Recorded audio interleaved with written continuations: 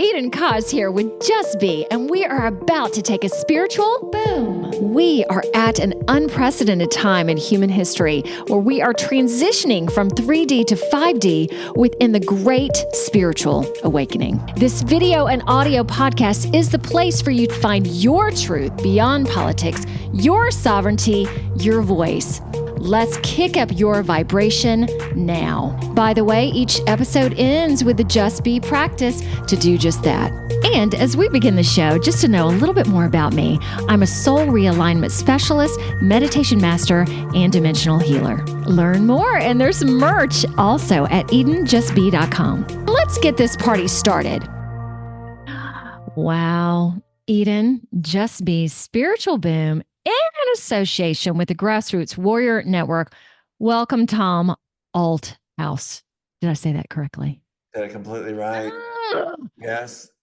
Where no teacher ever has gone before. They always butchered it. So yeah, good job. Okay, thank you. All right, we are, just to give y'all a heads up, we are going to go into so many things, probably covering Pat Robertson, Neuralink, and the Matrix. Tom and I met each other in Tampa when I was on the Unity tour, and he was as well. So I got to see him present, got to know him personally, and we ended up sharing a room with Carol and Lisa, who I'm going to see in just a second, Saturday night. So your story is amazing. And then I watched you on Roseanne Barr's show, which I learned even more about you. So thank you so much for being here with me today and sharing everything that you have to share, which is a lot. Okay. Quick note before we get started, and I read Tom's bio. All right. I want to talk about these holiday offerings. All right. So my 15% on my merch. I wear a shirt every time. So this one's Conspiritualist. I love it. Okay. So offering 15% off through December 31st. All you have to do is put in the code B, which my company's Just Be, BE Holiday 15. And my merch is all on EdenJustBe.com, my website. Okay. I'm going to keep going, Tom, for just a second. All right. I'm also going to offer $10 off my sessions. If you mention that you saw this on the podcast, I will do that through December 31st for anyone who's new. Also, on my homepage, I've got my notes here so I don't forget, 12% off of products from Huga Health, from red light therapy to EMF, 10% off sound feelings with Howard Richman. He was on the show. Love it. Love it. My personal link to Twisted Sage. They have amazing products that transmute Wi-Fi, smart meters, all that. Okay. And I do not recommend anything, Tom, that I do not personally have or personally think is so great. So for Huga, for example, I have a big red light therapy in my studio. I have a grounding mat on my studio table. I have grounding pillowcases, grounding blankets. Yeah, just good stuff to keep you at peace and harmony through this crazy great awakening time. Okay. I think I'm finished. That's great. Thank you, Tom. All right. Tom is an award-winning writer and performer who wrote, copyrighted, and pitched his screenplay to the executives from Warner Brother, where he created and shepherded the movie The Matrix. It was then entitled The Immortals, and some not so good stuff happened as soon as Warner Brothers told him they were making it. Okay. I put this in. This led to murder. We're going to talk about some of that as well. A total change of the story. So one of the things so we, the public, being bamboozled, and one thing we're going to talk about is what red pill and blue pill actually mean. Then the info and the personal account that Tom has with Pat Robertson, and I mean, it just blew my mind. So sit tight, and I'm going to go ahead and thank you so much for this. Is so personal. So presenting this to all of us, and I'm getting myself, in it. And also, when I saw you at the Unity tour, there was some focus on, yes, you did write The Matrix. You have documentation. So I totally believe you. I'm not really going to go into that, and I know a lot of it is on your website listed there as well. Is that cool with you? Because I really want to get into hearing what has happened to you. And I told you I was going to lead with this question, and we'll see where it goes. Okay. How did you first start seeing that we are in a matrix yourself?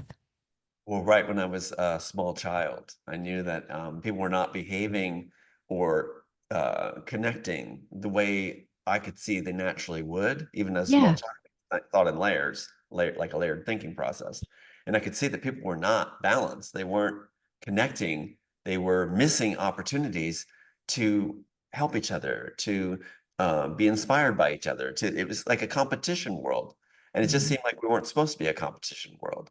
We're supposed to be a help each other up the hill world, where everybody's cared for and everybody. And I didn't fit in. They told me right away I didn't fit in.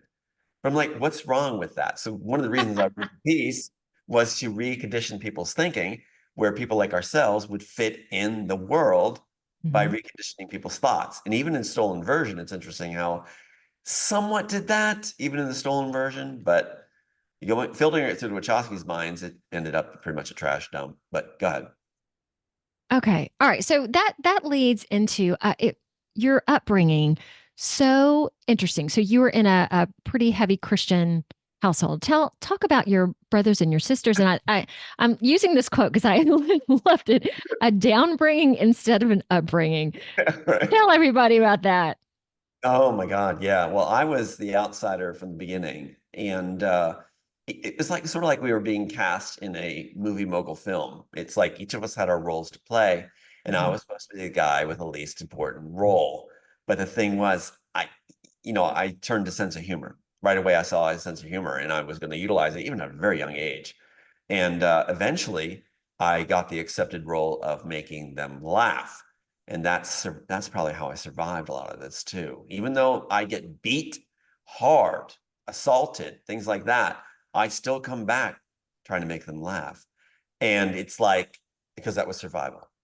But so Okay, I so became very very physically good. abusive in your household. I still have the scars. Yeah. Like attacked at like 4 a.m. in the morning. I'm like 6 years old before I'm going to first grade. And it's like, getting clawed, being told I'm Satan, that I'm evil. The models that I just finished like I did a little model plastic car is being dumped on the floor and smashed and things being thrown around. And I'd go to school with actually Oh. dried blood down my cheeks. And I realized that not only were people not balanced, but teachers in my realm we're not there. There's just, I would say I ran into a door.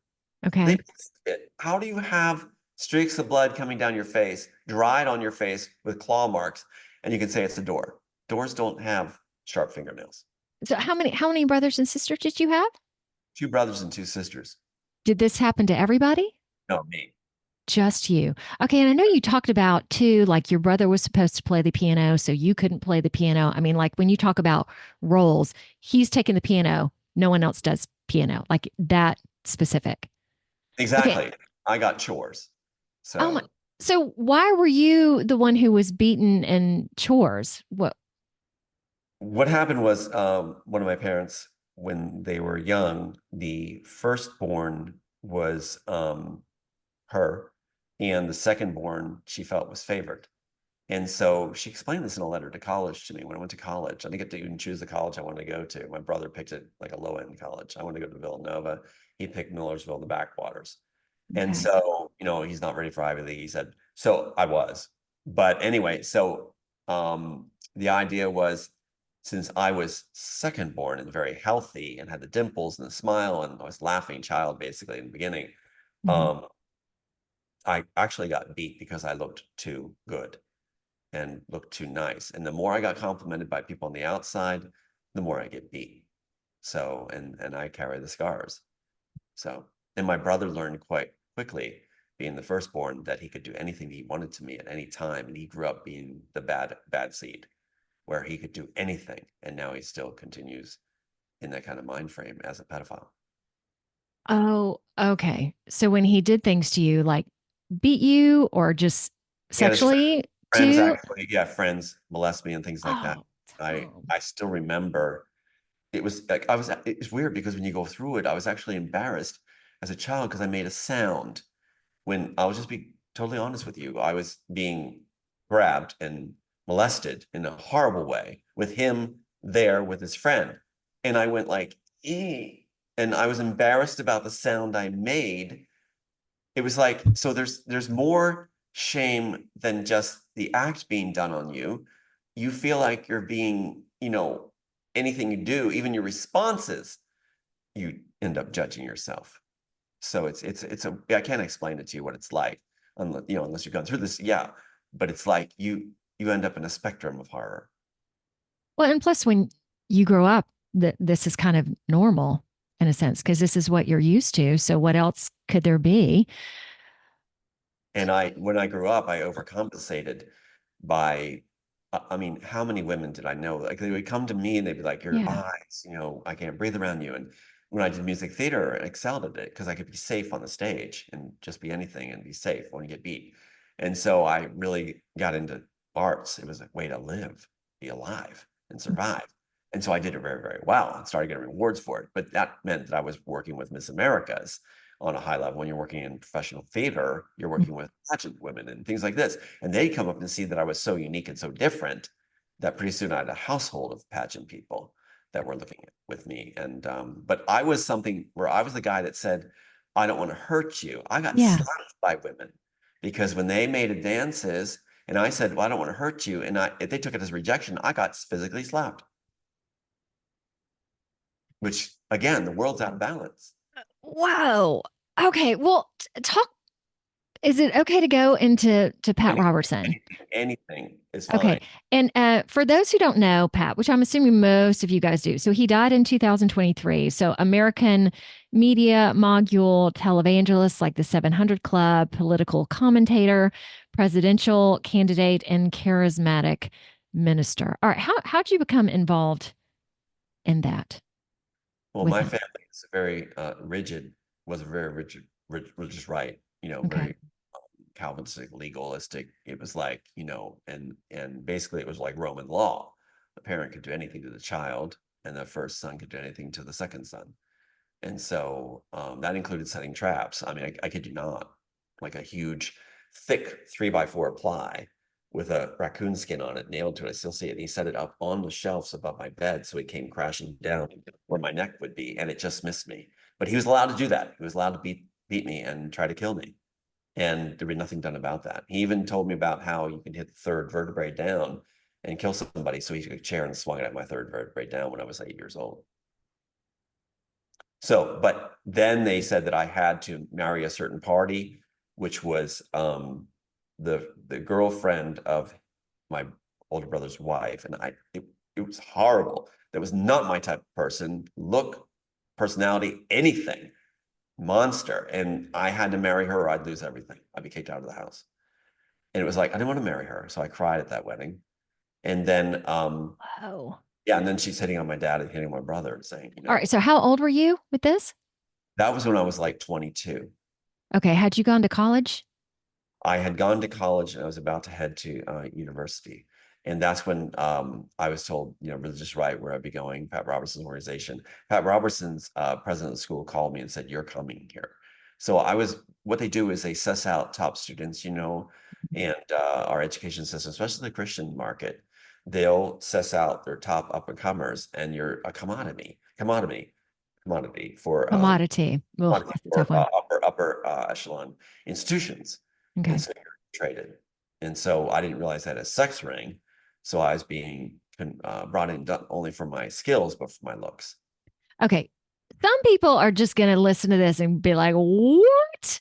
It's true. Okay, y'all, there's so much going on. Like, of course, I When am you not surprised by operate this from at all. when you operate from a place of entitlement, and when you twist the scriptures to say that God wants you to be the head, not the tail, and that anyone outside of your organization doesn't know God, that you're the one that brings God forward, that women are less and a servant to you as a man, and they use the scripture that you are to be submissive. And the sky's the limit to what happens when you have that kind of entitlement in a male circle. And boy, did I see that, especially when it's nerds and you come in like, Ivy League material where you look like, I did modeling and acting, you're a threat right off the top. So they're gonna trounce you. They're gonna trounce you right at the start. Well, okay, so what happened there? I was exposed to all kinds of incredible, can you still hear me or did my mic go out? Yeah, your mic did a funny little thing, but it's still there. Okay.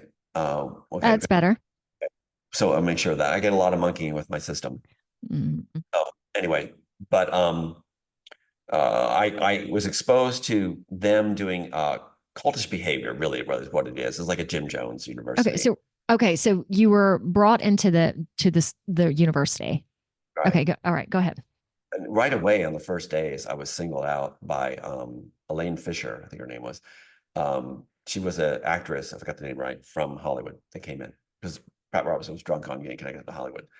And right away, in all the new students that were there, like filling the auditorium, I'm picked out, and this pretty other girl is picked out, Donna Chalmers, and we're brought forward by this actress to do a improv skit in front of the whole body, and it just, oh my God, it was seething in the audience. These guys were so angry that I was selected, and I did it really well. And she's like bragging about, see how he is, see how he's doing it. He's the right material for Hollywood. He has a dead meat right away. So it's like, you got massive egos, massive feelings of entitlement, feeling that women are subservient and used for sex only, and that God designed them for your pleasure. I kid you not. And then a sex ring operating. It is the institution of hell. And those that thrive go along with it.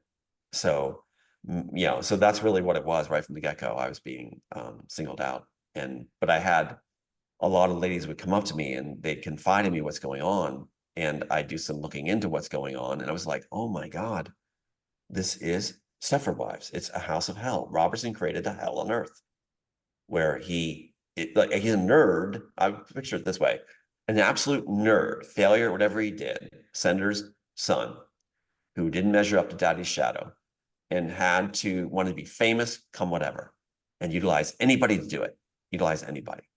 And next thing, I'm exposed to the sex ring. So it's just. Okay, how were you exposed? What happened?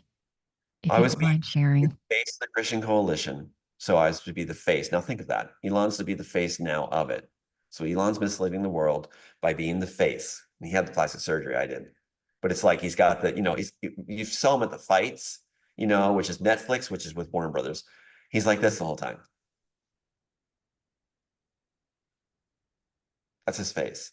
He's gross. He does this like weird smirk like that all the time. Okay. For those who are listening, Tom's just sitting there just smiling. No Right. brain, no brain in there. He's a Mhm. failed engineer. And he's given all this work that's stolen, like Edison, to make him look like, he's groomed for a purpose. He took my place. I was groomed to be the face of the Christian coalition. Now that sounds harmless enough at first, but that is to mislead everybody as Elon's doing right now. You're supposed to look to me as if you're the guy who's so nice, especially women, that, even if I got caught doing wrong, you go, well, he seems like such a nice guy. And I get out of jail card free to keep misleading people. That's what I was being groomed to do. And it was like, so Robertson worked from behind my face and he just wanted that face. So, but I was too smart, apparently. So he didn't want that. So they took Elon in the end because Elon's not that smart. So they could have just the face. So when you see Elon, watch his eyes. He has a great disdain for common people. He detests common people.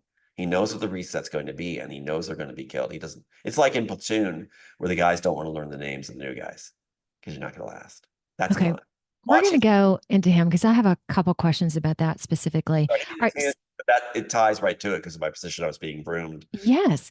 Okay. Really. So women were telling you, watch out. I don't know if that's the correct word. What else started happening? What else did you start seeing? Was it so blatantly obvious? Was it really hidden until you could see or go into certain rooms? Or yeah, how did No that longer, lay yeah, out?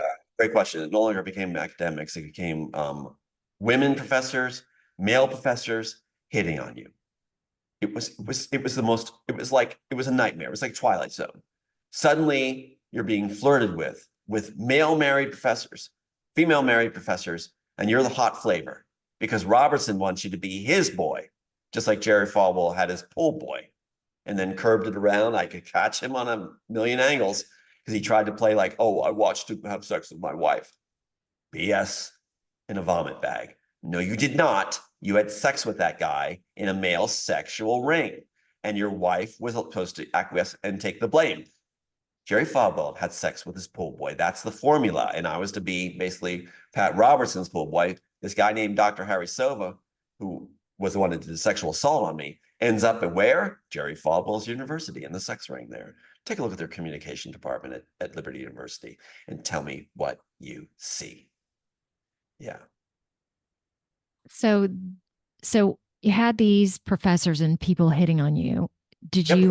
Did you have to do it, or and I know that one professor specifically.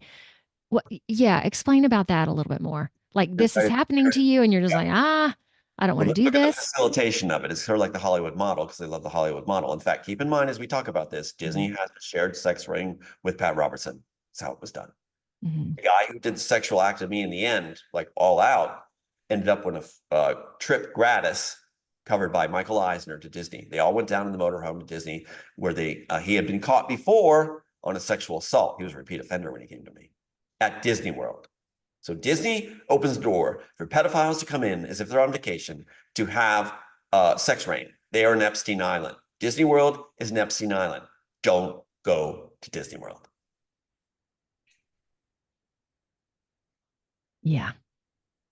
Again, we talk about this matrix, and so much is not what it appears to be. And I mean, you are like one of those truthers, a whistleblower that basically goes, "That's not. You're looking at that, and that's not real. You're looking at that, that's not real." And having the personal experience of all of it. All right, what this one professor that sexually abused you? What Harry happened Sova, there? right. He got promoted after I was sexually assaulted. And Oh, they called me into a room. Well, first they did the full disclosure garbage act yeah. where they play games with your head and make you out to be bad or disobedient. And so they said that I had to appear. I'm on the road with my family, and I'm told I have to appear at 3 o'clock, right? And I'm like, well, we're far away from you. Be here at 3 o'clock. They set you up to fail. And then when you get there, they said you were supposed to be here at 2 o'clock. See, that was sprung on me. Then they're like, okay, we'll give you one more chance to come to the meeting. We'll schedule again. You didn't miss it. They did this at the Rockefellers too. There's a human resource lady named Pamela Reese, and she told me that I would have a meeting with human resources at the Rockefeller Group, Colonial Williamsburg, human resources, Mhm. that they'd have a meeting at 10 o'clock. When I showed up at 10, she said, you were supposed to be here at 9 a.m. It's a common play where you're now got a record being built where you're late, you're compliant, you're not a good employee. See how they do it? And you're punctual. It's on your calendar. And you double checked. Anyway, so what happened was I was called into a meeting with the president, Bob Slosser. He only had a BA degree from Maine, wasn't even quality material for a president of a grad school, hadn't even done grad work, right? Mm. Just a crony of Robertson's. And this guy named Heinz Schonoff. Now, keep in mind, it's not just the sex ring with Disney. It's also, yeah, it's a B movie. Nazi families that haven't got their green cards yet. Operation Sunrise. Since Robinson's daddy was a senator, they benefited from Operation Sunrise, and they thought the Nazis were so proficient. You got Hitler Youth families coming in working for Robertson. Look at the names. You ready? Yeah. Schonoff, Schlosser, Elser, Hunt. God, it goes on. Look at the names. All Nazi families. And the thing about Heinz Schonoff, which was interesting, is he talked like this. Okay, Tom, you have to be we're going to have you if you're punctual and obedient. That's what we're going to consider if you are. Why don't you just put a swastika on and do a Heil Hitler? You know, that's what they are. They're neo-Nazis. So is Operation Sunrise, explain that. Operation Sunrise was done by CIA. First of all, Truman, if I understand correctly, President Truman, former President Truman, created the CIA. Mhm. Then after he created it, he realized this isn't good. He tried to stop it. He couldn't. He had unleashed the monster, or in the Game of Thrones, the faith militant, if you want to do the comparison. Thugging around and busting things up. They're not going to let go of their power. You just gave them absolute power. And they still hold it to this day over US citizens. They're about maintaining their power. In fact, the FBI says we only go after those who go after us. Now, I'm going to just cap that right now. What does that mean? So you have a bodyguard, right? You have a bodyguard, you hired. You're paying $10,000 every 6 months for this bodyguard, right? Which is a low wage. But he's going to say to you this, you're getting assaulted, right? Assaulted by somebody who's irate. He's going to go like this. I'm sorry, Eden, I'm not going to get involved. He's not going after me, but I want to raise next week. That's the FBI. That's what you're saying. Does it make any sense? No. Why don't we just defund the FBI? We don't have to pay them, and we don't have a problem. So yeah, and citizens could be a lot safer in this country. Okay, so yeah. What, so back to Robertson's group. Do you mind Operation Sunrise though? Does that mean? Dulles, Alan Dulles. Yes. The CIA. Again, the CIA. You're going to keep hearing CIA all over the place on everything from UFO shutdown to you name it. It's always the CIA and the FBI. Yeah. All right? Always. And so what happens is Alan Dulles, he's unleashed. He goes to Bern, Switzerland, where my bloodline's from. Royal family. We're royal Swiss. And we're from Bern, Switzerland. So he sets up shop in Bern, Switzerland during World War II with Operation Sunrise, where he even tries to get Goering over to the US, where he might have worked with Pat Robertson's daddy. Yeah, senator. So what they did was they thought that the Nazis did such a good job against communism that we might as well employ them and their expertise, almost like we were fans of what they did with Hitler and all, right? They made a lot of money off it. So we would use them as the buffer to communism. That's their justification. And they actually transported Hitler, just like the Immortals said that God gave me in the Immortals. And now the agencies are releasing it. Yes, we did save Hitler. Hitler had varying infrastructure at the Berchtesgaden and all. He had it all set up with tunnels. SS were called there. Why was he calling the SS to Berchtesgaden and had all that infrastructure and tunnels all ahead of time? So he's going to die in a bunker in Berlin? He's not going down with a ship. He's going to keep his 1,000-year right going. So as God led me in my script, that's the basis of the architect. They mocked me for it. But he went to Berchtesgaden. And then he came to Rio de Janeiro. And that was the script, and it came out absolutely so on submarines. It's true. So it's Sunrise, like, okay, so there's so many different operations. Like I know a lot of things. Okay, so it sounds like this is like Operation Paperclip, but a different level of that. This is Operation Paperclip, where you're specifically getting the hierarchy of the Nazi party to be safely escorted. That's why you don't really hear much about Sunrise. But when Alan Dulles, the guy that was known for murdering people all over the U.S., and leaving ace of spade cards on their head when they're killed in a plane crash, that's Alan Dulles. Was he ever punished? Was the FBI CIA ever brought down for this? Nope, not at all. It's passed to Johnson, and there goes Kennedy. It's passed to Bush, and they keep killing citizens. Where's the prosecution on them? Why are they still funded? And so Trump and I are both saying, and I've been saying it for so long, to fund the FBI. That's why they've been so hard on me. And that's why the screenplay, Neo, is actually a lower echelon head of the FBI. And you have Smith character is actually an upper echelon head or Central Intelligence Agency. And so what happens is Central Intelligence Agency in the One World Order becomes central. They didn't want that because I was saying they're bad. So you wonder why the screenplay was stolen and given to failed writers. The Wachowskis still out there. Oh my gosh. Okay. So remember that. That is key. All right. So going back to, you were going to have this meeting at 3, I think it was 3. And then they said 2:00. Yeah. And then I have to reschedule. Yeah. So what happened? I'm brought in and they say, tell us everything about what happened on the trip, Cherry Hill, a trailer park, whatever, or RV park in Washington, D.C. I remember the details very clearly. And so I start talking about the trip. Now, one of the devices Harry Sova used, who's still at Liberty University, traded their, the Catholic priests that are caught, traded in different places. So they just move them around and you get promoted.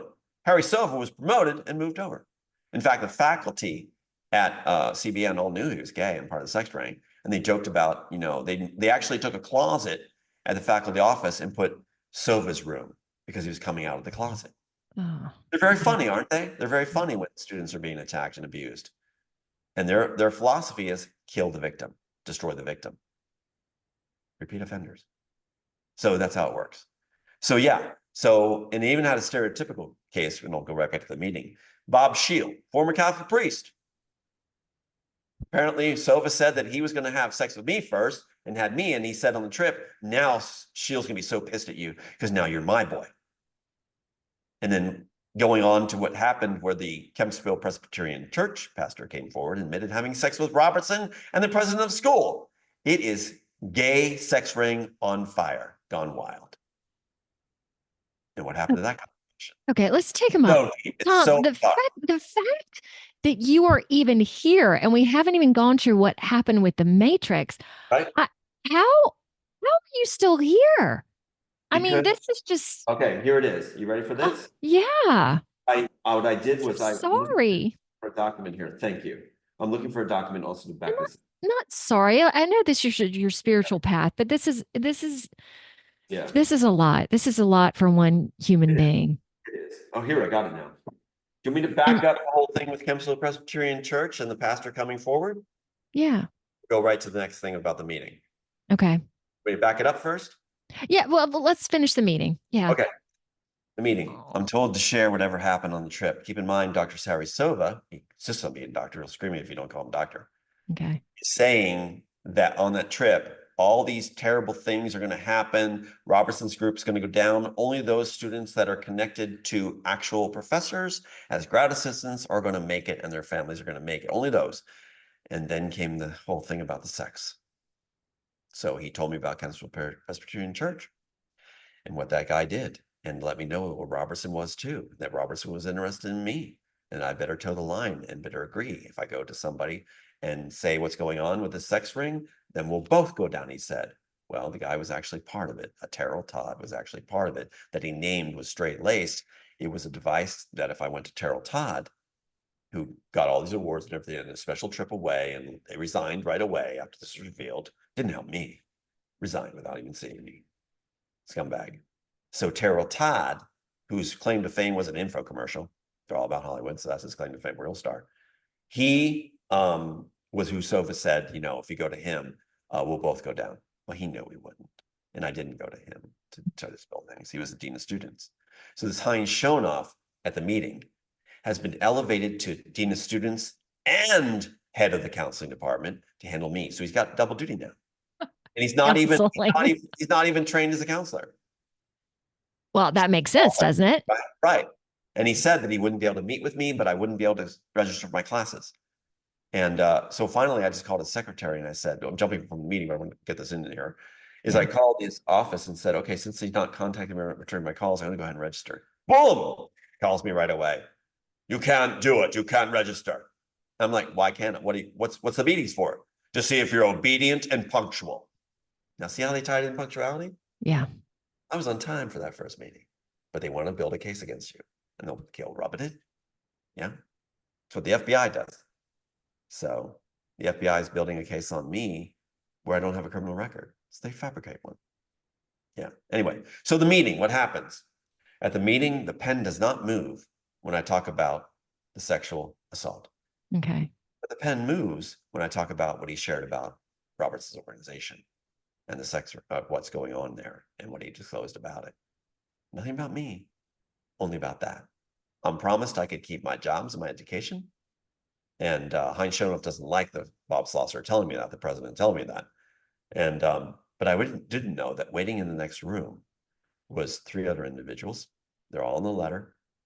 And they were, as Eugene Elser, the dean of, assistant dean of students said, the letter is carefully crafted. You know what it means, he said. And he was actually an attorney for Illinois that had told me I could talk to him about anything. And he has to have this like confidential thing as a lawyer. Throw that out the window. So they had these information meetings before this meeting I was called into where they put me as crazy with a gun. Still spread that today. I didn't have a gun. And that I was a dangerous student who will shoot professors. We have the transcript. Whoa. Darlene Gray is right here.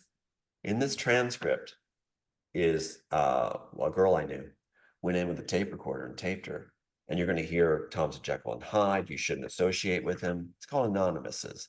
What they do is they talk any friend of yours away. In here is his right here is distortion of thinking others were against him. He took offense that they didn't realize his power and what he could do. Does that sound like me? I gave it all. I'm like trying to lift people. My work is about that. So suddenly you're turning into something really bad. You can't tell me what to do. He was very strange. Anywhere I pick in here, it's incredible, just trash, trash, trash, trash. And it's like, look at this one here. There were just some bizarre things. She's trying to talk all my friends not to be with me.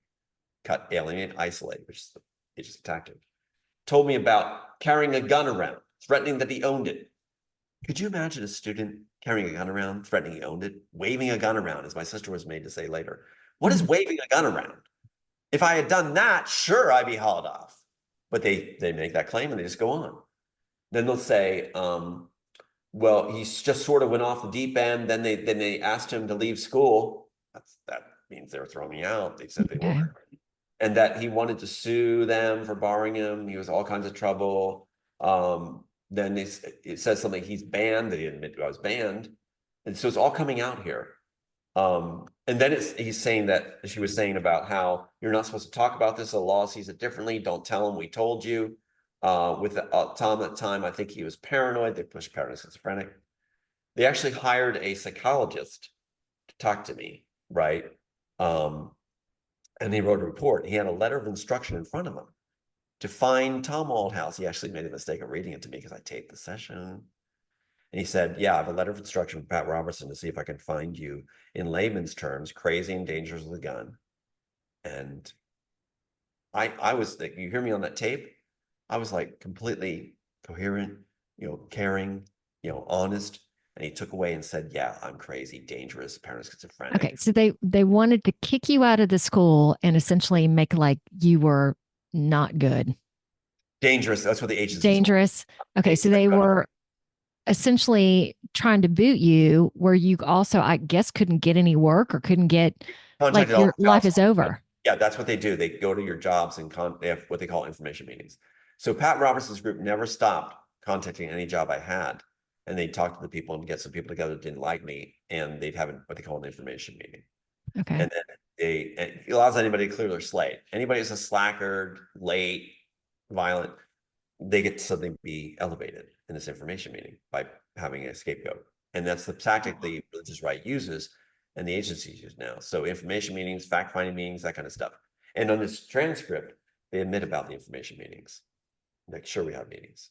Wow. Okay. Now I'm going to jump from this to the Matrix because I'm also like.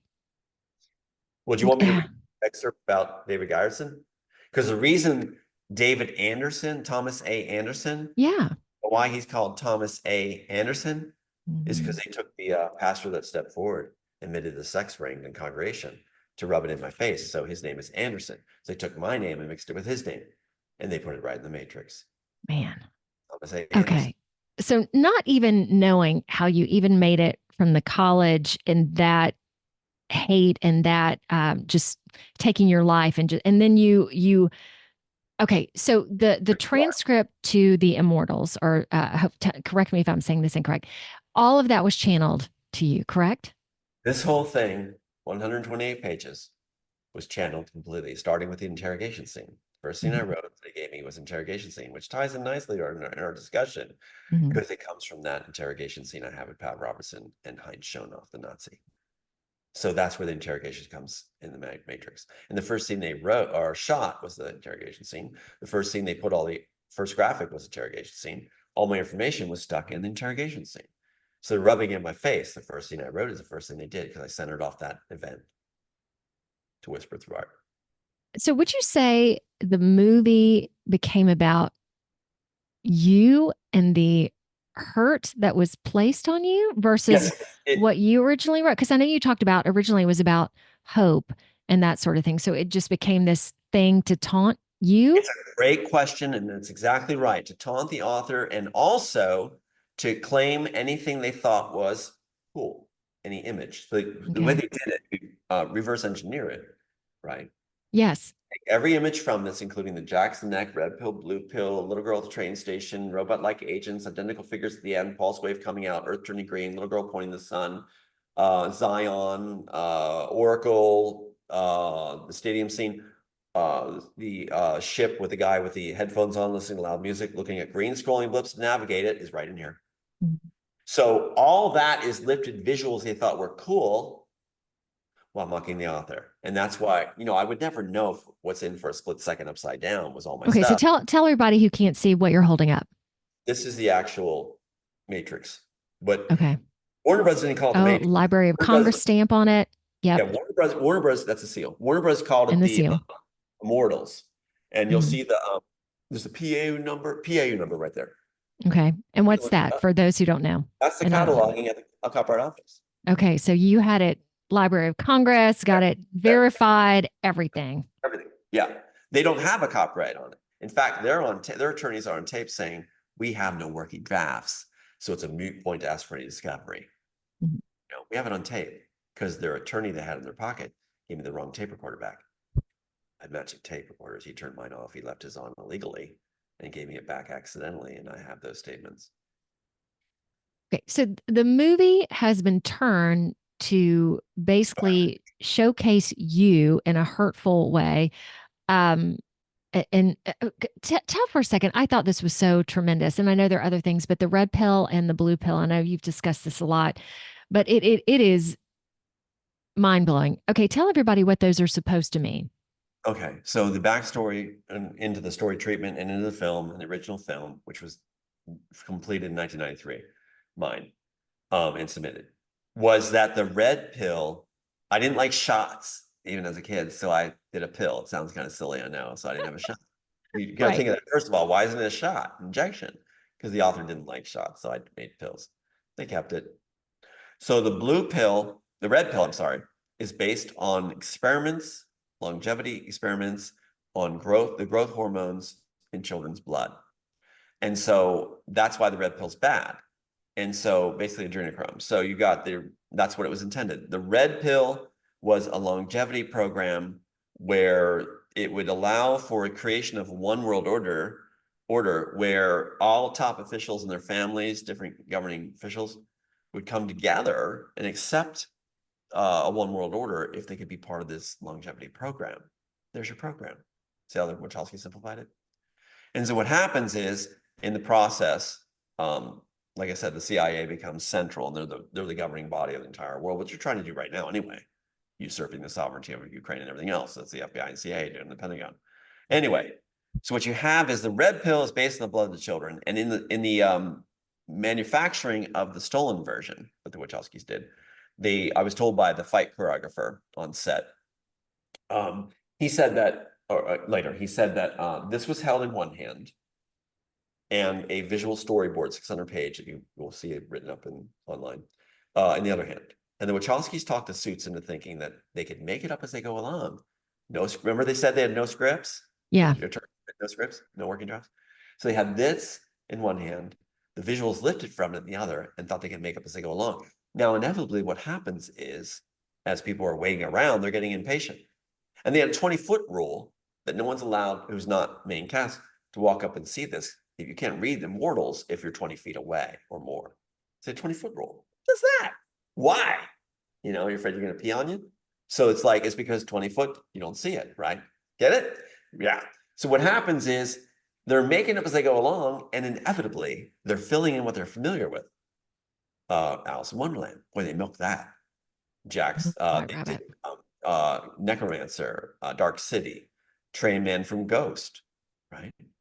Now they throw it in, they don't belong there, but it's like the DNA being filled in the dinosaurs in Jurassic Park. They're filling in the DNA strands. They're trying to tie the story together. In fact, Joel Silver at the end of the third installment said, we hope when we watch the rushes, it'll tie together. We hope we used up the rest of the story. Now here's where Animatrix comes in, being shot at the same time as 2 and 3. Matrix 2 and 3 is they said that the Animatrix would be remember that visual storyboard?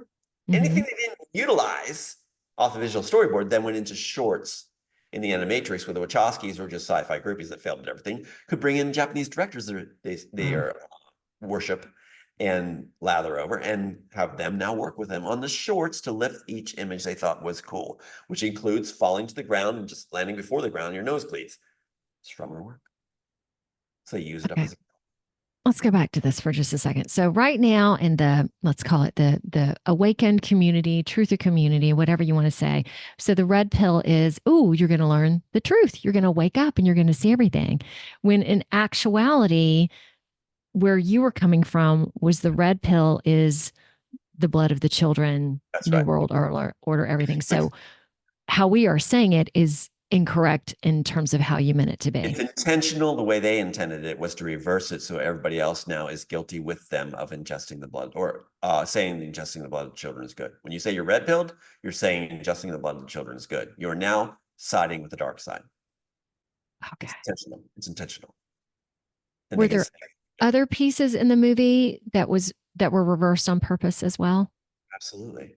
Okay, There's can the you give us more architect's examples? pen, the room of monitors. I mean, you see, when you look at the dissection of each scene they thought was cool, like the train station scene. In the Mhm. train station scene in the original, you have a little girl with a mother who's frazzled and ragged, poor and starving, pushing her little girl forward in the program to get in the program. The only way you can transverse to the program is through the liquid mirrors, which are the security devices at the train station, if you took the red pill, or be carried through with somebody who took the red pill. That's how Neo gets through in the real story. So they put it in the anime later. They used it up. As Joel Silver said, use up the story. So in it also is a crowded scene. Tons of people that are starving in just terrible conditions, screaming for anyone in the program to take their child with them. They're giving up their children. That happened. I had a historical basis for that. Kinder transport back in World War II. You had a night where you could, or a day where you're allowed to release your children and probably never see them again. Wachowskis took this very important element I was honoring for those families and said in their fan page, one little sentence, the little girl is just a subplot.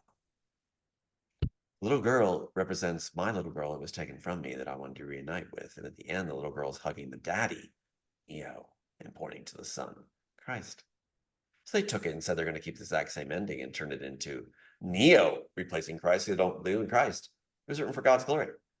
And they put the oracle coming up, where she calls out, hugs the oracle, and points to the sun. Doesn't make any sense. And so instead of the final line, which is like an moment for audience, was like, oh, now I get it. It wasn't the Smith that rescued her. It was, she says, that's the man that pulled me out of the fire. It was the Christ. What they did was they had the little girl, they said the little girl, the oracle goes, did you make that? Mm-hmm. What an incredible ending. What impact. What power that it was voted one of the worst 12 sequels ever in film history. Because all the architect was babbled with the oracle. Put it back the way it was originally written, you got Neo watching, having lost all, and the picture falling from his hand, just like in Elysium, and Braveheart. Mel Gibson used it there. And it's like he used a shard of glass to cut the enhancer out of the Smith guy, Yeah. and they definitely see him after they ripped me off in my case, where they threw it.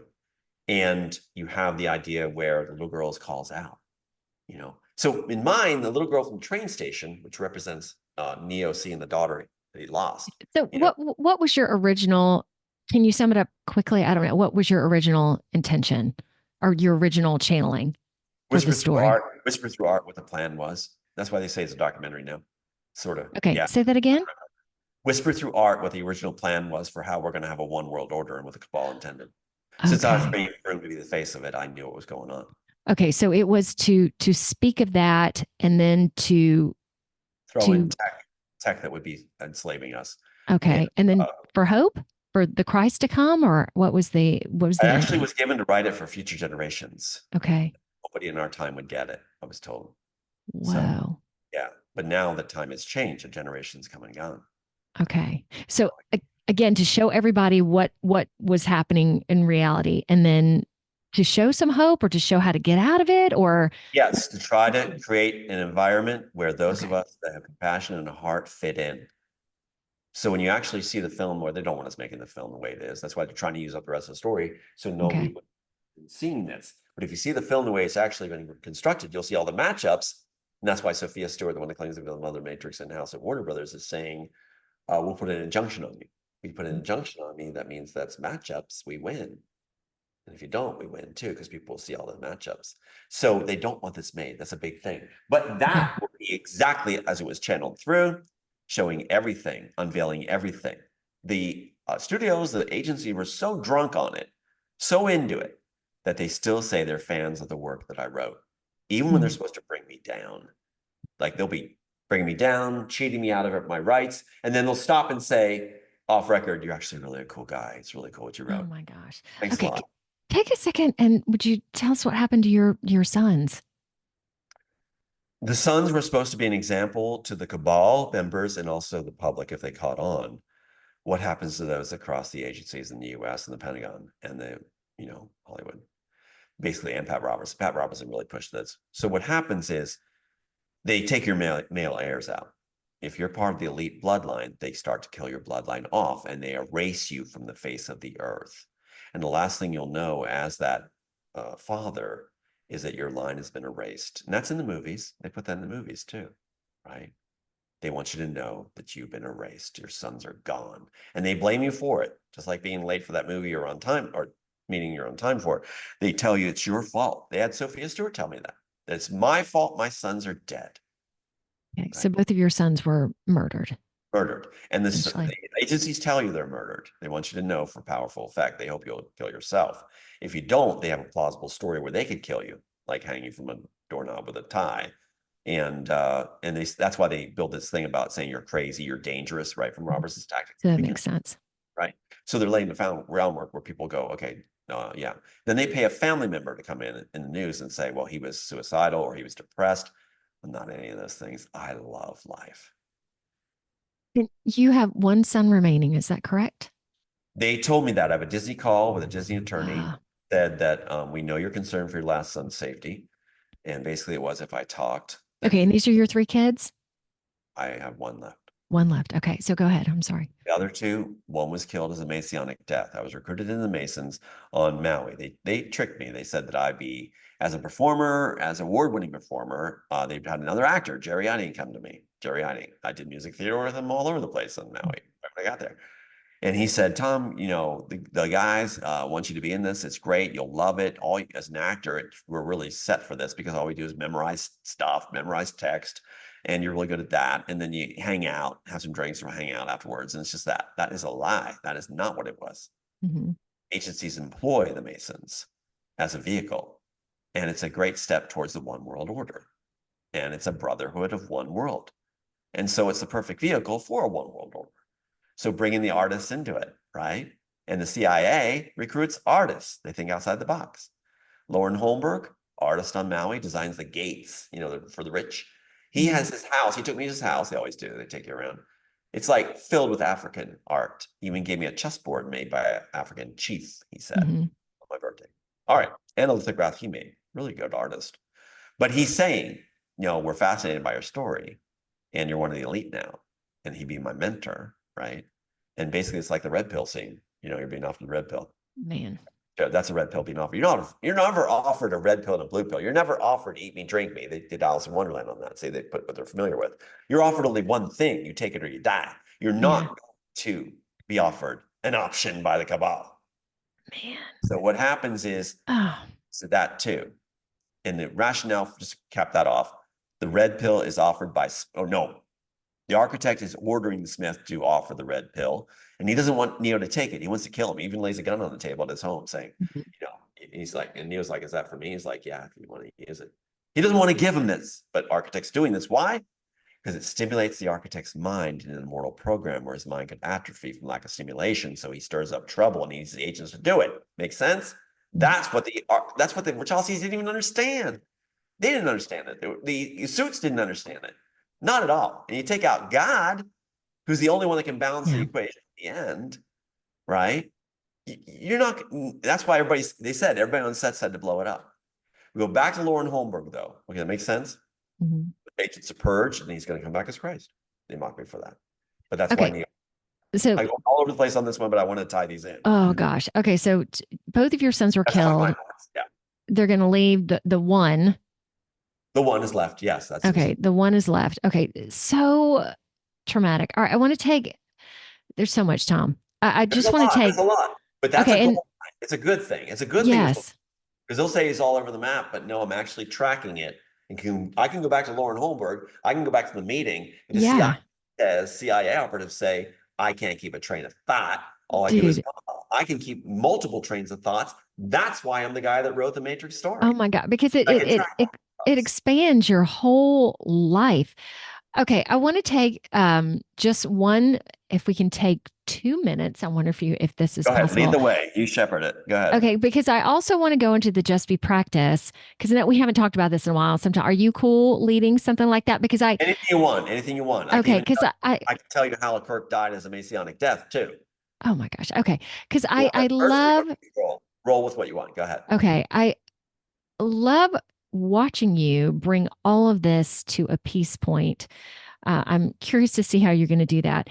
I do want to know if you can just talk about Elon Musk for a minute and Neuralink.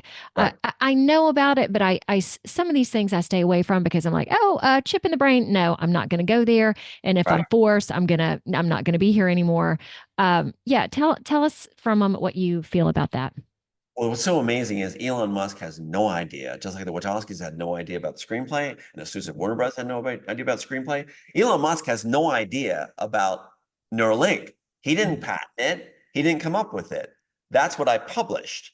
And the rules used to be whoever published it first will be allowed to take it to fruition. That Mhm. makes sense. Why would they change the law after the case is thrown to it's no longer who published it? You're not going to let them come to fruition on it. You're going to let whoever runs to the patent office and spikes it on first. So that's like if the trash man's here emptying my garbage, and I'm talking about Mhm. Neuralink to scientists like NASA scientists, and the trash man runs to the patent office, it's his. Is he going to bring it to fruition? No. He's going to continue to empty garbage and end up like Elon Musk collecting because he failed at what he was doing. Elon Okay. Musk failed at what he was doing. And So they brought your it to yeah.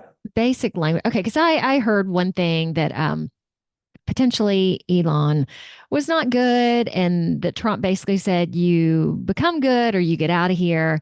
That's not what you feel. Not at all. Okay. Elon Musk came to Trump and offered his fan base to be part of a demographic to support Trump.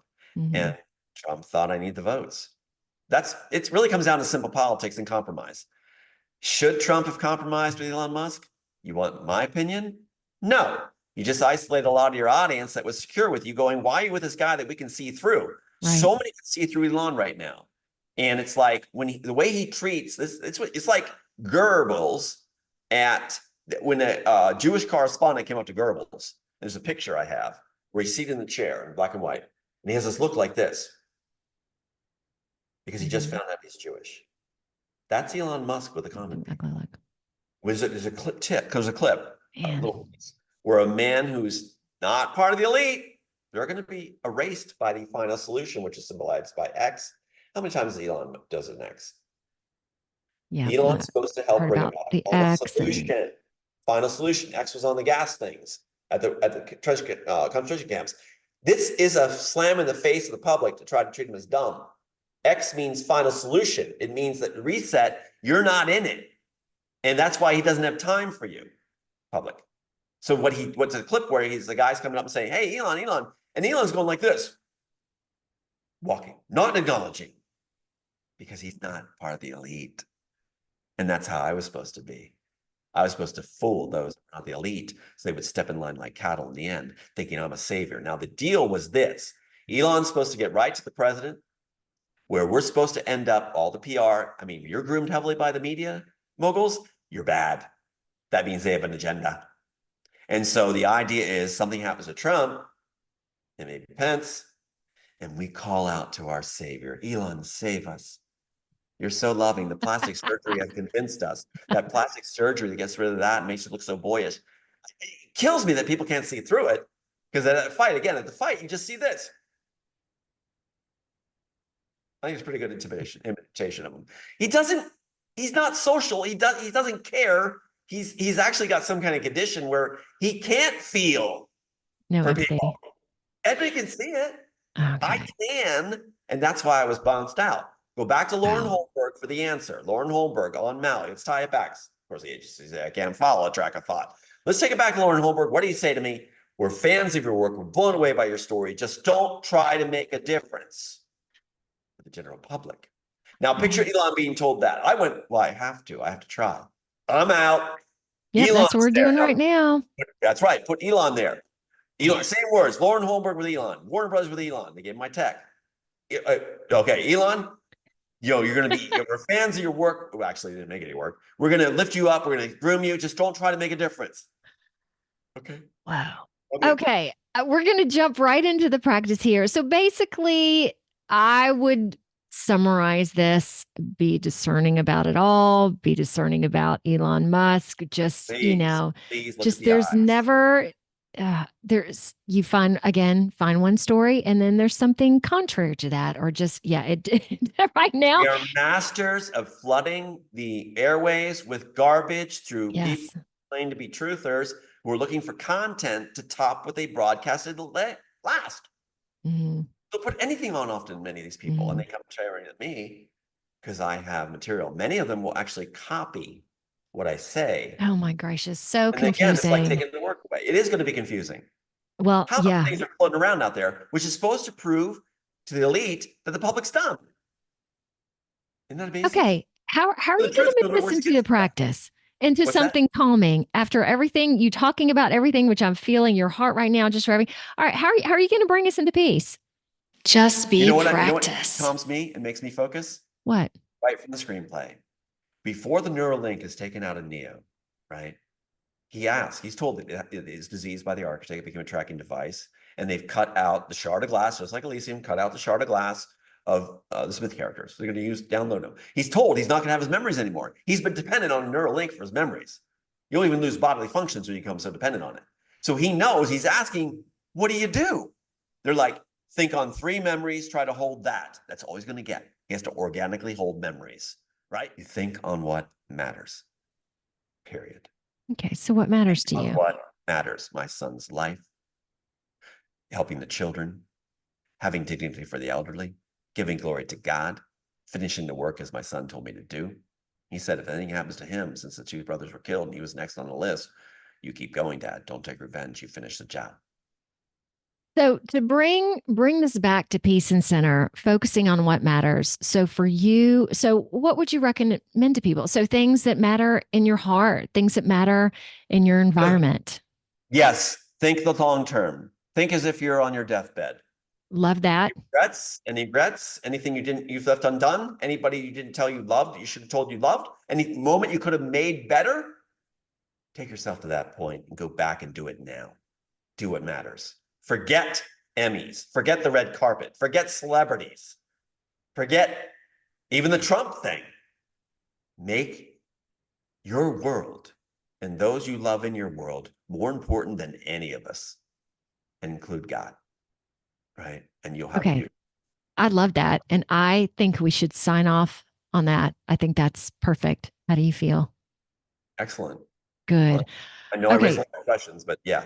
Oh my God. All right. So I'm going to include your website on here. Again, Tom, thank you so much for sharing this, essentially your life of trauma, and knowing that I am extending so much heart to you right now. And thank you for coming on and sharing your story with all of us as well. And the documentary that you're doing. So maybe that'll be on your website as well. Sure. Nothing else. All right. Next week we'll be here. Just continue doing what matters. I love that, because we are at a time right now where that is to keep peace, to keep harmony with all of this is coming and happening and what we're hearing. Do it. All right, Tom, thank you so much. One thing too, enjoy the ability to feel. Don't take the Neuralink. You won't be the same. Enjoy dynamics of feeling. Even if it feels bad, enjoy that you can feel. Okay, because feelings are a gift from God. Don't lose that. Thank you. Hang on with me for a second. See y'all later.